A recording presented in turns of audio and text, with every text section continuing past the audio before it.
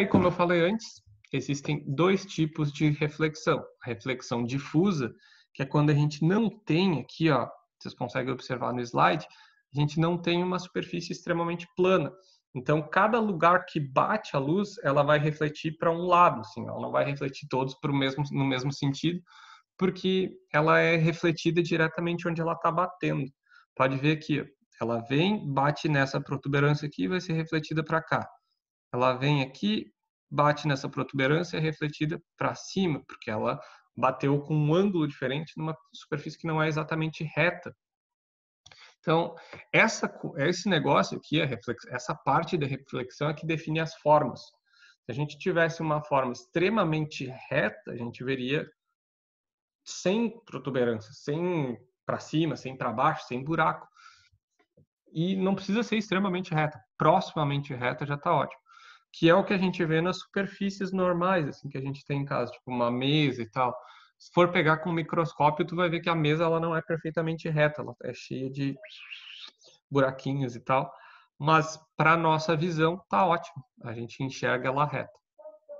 Mas isso aqui, essa forma aqui, pessoal, essa é a forma normal das superfícies.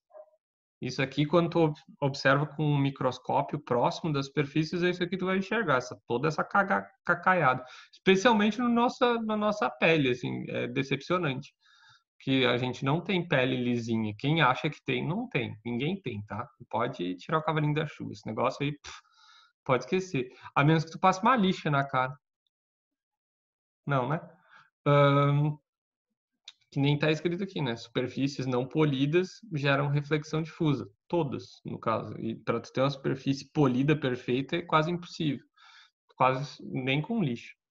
E daí superfícies assim que elas são lisas, né? Diferente dessas aqui, super polidas, elas vão ter uma coisa que a gente chama de reflexão especular. Isso aqui quase não existe, tá? Nem em espelho. É muito difícil fazer uma superfície plana. Ainda mais como a gente está se referindo aqui no slide com superfícies microscopicamente lisas. Isso é quase impossível, tá?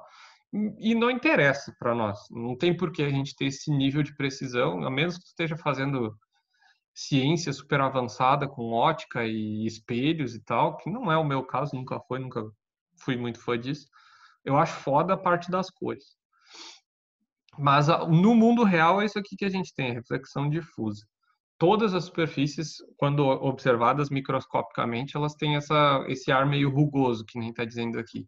Essa coisa cheia de protuberância para baixo, para cima, cheia de, parece um relevo de geografia, tem montanha e vale o tempo todo. É a mesma coisa. O mundo real é isso aqui, o mundo que a gente vive. O mundo científico, tu encontra superfícies especulares, assim. É muito difícil, muito, muito difícil, porque é difícil tu fazer uma superfície ultrapolida microscopicamente. Tu faz, normalmente, como eles fazem eles completam esses, em vez de tu fazer a superfície, lixar ela até, tu coloca coisas dentro. Tu enche de átomos e material microscópico aqui para que tu elimine esses buracos. Em vez de tu lixar, tu completa, é mais fácil. Outra coisa que a gente pode ver com a reflexão, que é a multiplicação do dinheiro, na verdade é quando tu coloca espelhos em um determinado ângulo, assim, tu consegue ver um certo número de imagens, que é o que a gente está vendo aqui. Ó. Os espelhos estão nesse caso aqui, 45 graus, tu vai gerar um determinado número de imagens por causa do ângulo entre espelhos, porque tu vai ter o reflexo da moeda num espelho e o reflexo desse espelho está refletindo no outro espelho. Então, tu está multiplicando as imagens, porque tu está tendo o reflexo multiplicado. E tu pode gerar o caso de imagens infinitas, que é quando tu tem espelhos um de frente para o outro e um objeto no meio. Assim. Se a gente estivesse em aula ao vivo, mostraria isso para vocês. Que provavelmente a gente vai ter, se Deus quiser. Aí vai ser só experimento. Multiplicação de imagens no espelho, então ela obedece. Isso aqui é a fórmula que eu mais vi cair em vestibular, de 2013 para cá. Foi a fórmula que eu mais vi cair em vestibular. Não vi em Enem, porque não é uma coisa que é comum, assim. E o que ela está dizendo nessa equação? Esse N aqui representa o número de imagens que tu vai ter nos espelhos, porque a gente está falando de multiplicação, então não vai ser uma imagem só. Precisa, como eu falei antes, pelo menos 2 espelhos para que tu tenha uma reflexão de um em outro. 360 graus é um círculo, né? Quanto que é o ângulo que tu pode colocar os espelhos, pode colocar eles assim e fechando até 180. 360 não faz sentido, né? Não tem, sei lá, não sei nem como fazer com as mãos. Tu vai ter o 180 graus, seria isso aqui, ó. O ângulo formado entre os espelhos é esse alfa, esse peixinho que está ali. Então, se tu tiver um ângulo de 90 graus, por exemplo, 360 dividido por 90 dá 4. 4 menos 1, 3 imagens. Por que ele tem esse menos 1 aqui? Porque uma é a imagem natural refletida, então tu não multiplica ela, certo? Então, tu não soma ela, porque ela já está lá. Se tu tiver um ângulo, quanto menor for esse ângulo, né? Quanto mais próximo de 0 for esse ângulo, meu gato deu um salto louco aqui. Quanto mais próximo de 0 for esse ângulo, maior vai ser o número de imagens. Então, se tiver com um ângulo assim, tu vai gerar, sei lá, várias imagens. Se tiver com um ângulo de, vamos ver, um ângulo 30 graus já dá um monte. 30 dá 12, dá 11 imagens. Daí, se tiver com 15, 15 não é um número bom, 12 é um número bom. Um ângulo de 12 graus entre os espelhos, tu vai ter 12, dá 3, dá 30, dá 29 imagens. Então, tu vai multiplicando as imagens. E é assim que funciona boa parte da casa dos espelhos de parque de diversões. Ela tem essas multiplicações, ou quando tu faz aquelas ilusões de óticas, tipo a Monga, que é transformar a mulher num macaco, é efeito de reflexão em espelhos. Tu tem um cara vestido de macaco que reflete num espelho, e dele sobrepõe a imagem refletida do macaco em cima da mulher. Então é basicamente um jogo de espelhos para destruir a infância de quem viu um negócio desse. Eu me mijei na primeira vez que eu vi. Eu tinha 4 anos.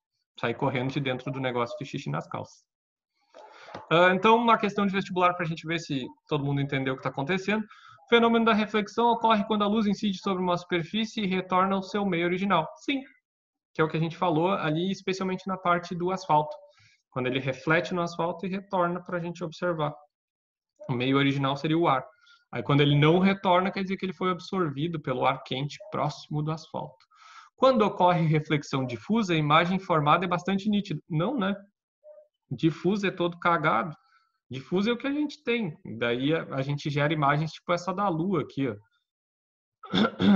Que a superfície está toda meio bosta, porque está perturbada, assim, está toda difusa, não tá meio rugosa, assim, meio cocô. A gente não vê uma imagem nítida. A gente vê imagem nítida quando a gente tem superfícies especulares, que seria basicamente isso aqui. Essa imagem aqui, a gente tem uma superfície muito lisa, muito plana. Água, né? Então, sei lá, não tem como ter buraco na água. Terceira. A 2, então, está errado. Terceira. Na reflexão regular, os raios de luz propagam-se de forma paralela uns aos outros. Sim. Não falei isso para vocês, mas sim. Isso a gente vai falar em espelhos. Isso é uma das propriedades dos raios de luz, é que eles se andam sempre de formas paralelas. Quando a luz é refletida por uma superfície, o ângulo de reflexão é sempre igual ao ângulo de incidência da luz, que foi a primeira coisa que a gente falou, é verdade. Isso é a forma de identificar, de diferenciar entre reflexão e refração. A reflexão, o ângulo de incidência é sempre igual ao ângulo refletido. Na refração, além de tu trocar de meio, tu tem uma mudança de ângulo, tu tem tipo uma quebrinha nele, assim.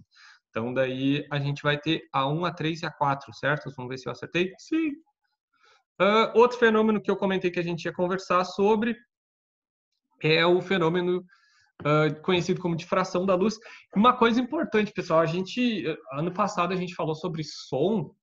Quando a gente falou sobre som, a gente falou sobre esses mesmos fenômenos, porque isso aqui são fenômenos ondulatórios. A luz é um tipo de onda eletromagnética. Então, todos esses fenômenos a gente já conversou.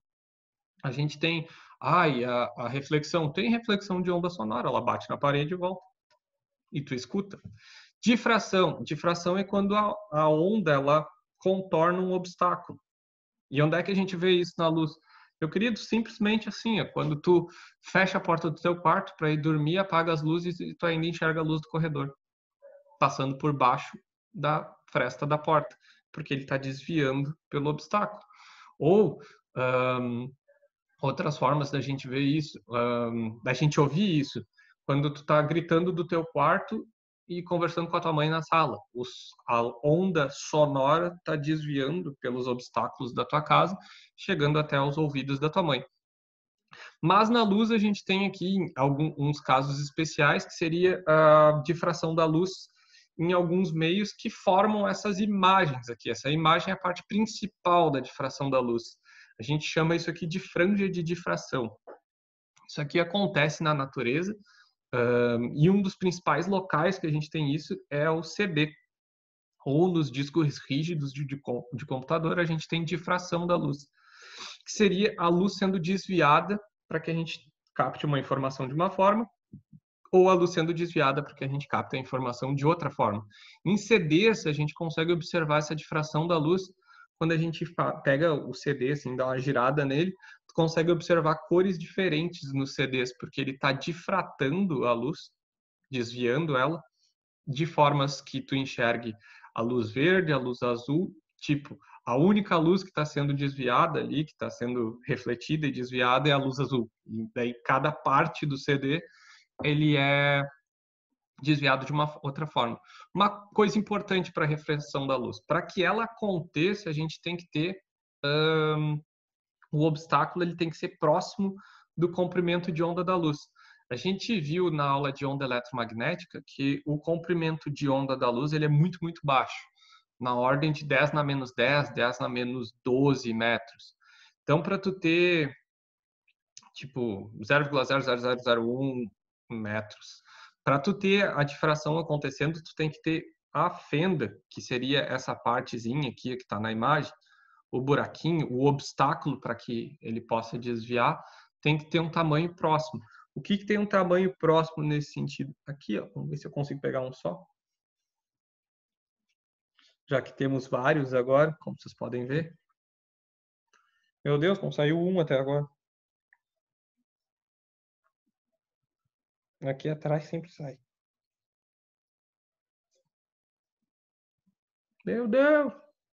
Saiu! Ali. Uma coisa que tem um tamanho próximo. Aqui, ó. Fiozinho de cabelo. Dá pra ver ali. Tá aqui. Fiozinho de cabelo. Fiozinho de cabelo, ele tem um tamanho muito próximo do da luz. O tamanho de um fio de cabelo, ele tá na ordem de micrômetro. Micro, só para lembrar, micro, vamos fazer outra coisa aqui. Escrever aqui bonitinho para que vocês lembrem. A gente tem aqui comprimento de onda, que é esse símbolo aqui. Da luz, ele fica próximo, cada cor de luz tem o seu, tá? Mas ele fica próximo de 10 na menos 10 metros. A gente pode ter também algo como nanômetro. Nano quer dizer 10 na menos 9 metros. O nano na frente ali, o Nzinho na frente, quer dizer 10 na menos 9. Pode ser também 10 na menos 10, ou tipo, eles escrevem 4.000 vezes 10 na menos 9. Então, em vez de ser 3, em vez de ser, sei lá, 200 vezes 10 na menos 10, é 300. Muda só o número que vem na frente. E daí, o tamanho de o comprimento de um cabelo, comprimento do cabelo, ele está na ordem de micrômetro. Micro é aquele U esquisito, o U do torrent. Comprimento de cabelo, normalmente ele é 0,2, 0,3 micrômetros. E isso dá 0,2, 0,3 é a mesma coisa que 0,2 vezes 10 na menos 6 metros. Isso quer dizer, pessoal, que tu não vai ver difração da luz numa janela. Porque tu precisa ter algo de tamanhos próximos. Para que tu visse difração numa janela, tu teria que ter um trem passando pela janela, com uma velocidade bem alta, para que ele formasse aquela figura que a gente tem aqui.